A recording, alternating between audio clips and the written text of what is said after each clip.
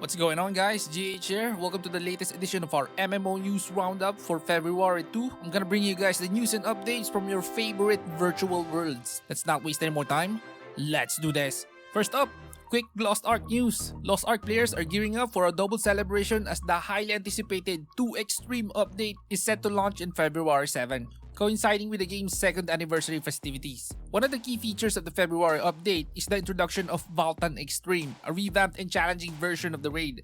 This new version of the Angry Cow comes in two difficulty levels, normal at item level 1580 and hard at item level 1620. As players tackles these challenging encounters, they can look forward to first-time clear rewards and additional incentives upon re-clearing. And the raid's entrance will be accessible once every 2 weeks, with gate progress tied to the character that initially cleared the first gate. Now, as Lost Ark marks its second anniversary, a vibrant in-game celebration awaits players. The Arkesia Festival will be the focal point, featuring a series of co-op quests that change weekly. These quests not only add excitement to the festivities but also provides players with tokens that can be exchanged for valuable rewards. And in addition to the festival, a nostalgic birthday bash event will take players on a trip down memory lane, allowing them to revisit iconic Lost Ark content and earn rewards along the way.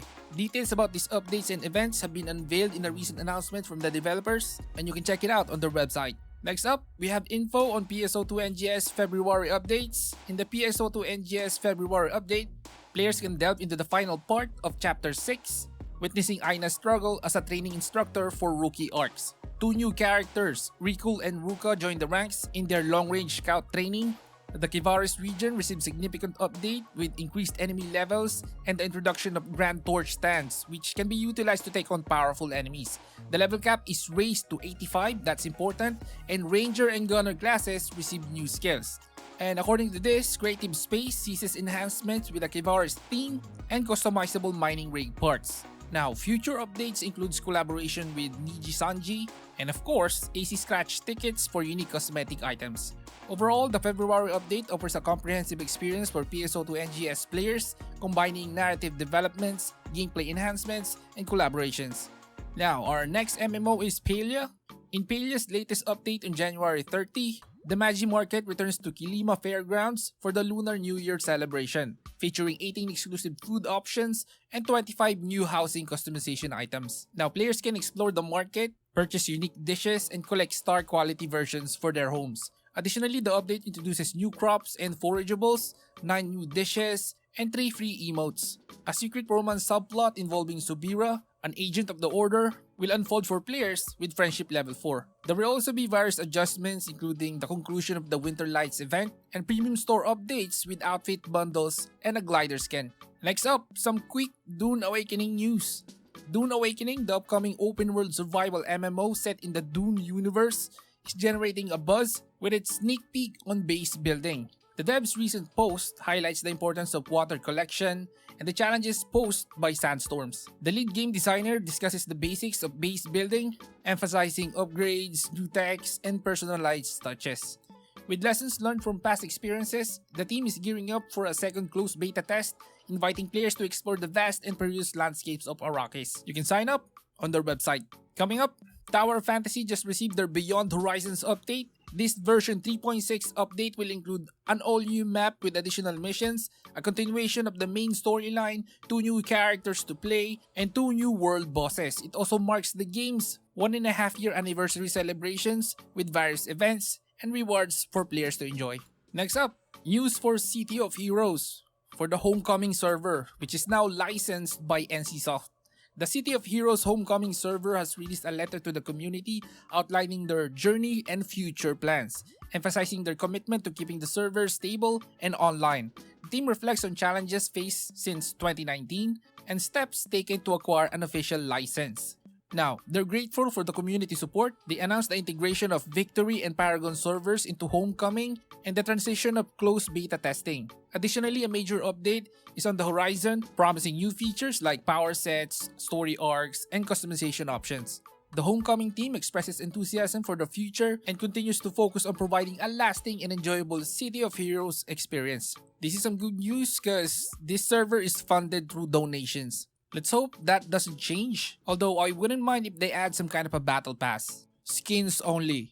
Coming up next is Eden Eternal news. This anime MMORPG has now received the level 85 level cap update, which brings us closer to what the previous server level cap was, which if I remember correctly, I think it was level 100. So anyway, the recent update increased the level cap to level 85, offering players new challenges. We can now explore fresh-ish content with main tasks in the Ethereal Dome, Ice Flame Highlands, and Miriasha. A new event boss has been added to the main city, providing exciting encounters, and we can now engage in a new event, Fortune Telling. Additionally, adjustment to some skills are added. So there it goes. One more year, and we get what we used to. Next up, Rohan Eternal Vengeance update. In the latest update for Rohan, the MMORPG has expanded its dungeon, adding extra channels due to a rising server population. The 4 mirror dungeons and Grat dungeon now offer more extensive gaming experience, and the update introduces new monsters and bosses, increasing the overall challenge with the higher monster density in these areas. Navigation has been made more accessible with the addition of 2 new NPCs in the fishing hole, assisting players in reaching mirror dungeons efficiently. Additionally, a new talisman, the Statue of Demon, empowers characters with an extra boost in HP and MP, enhancing their ability to overcome the challenges presented by the recent dungeon additions. So there it goes, Rohan is still being updated.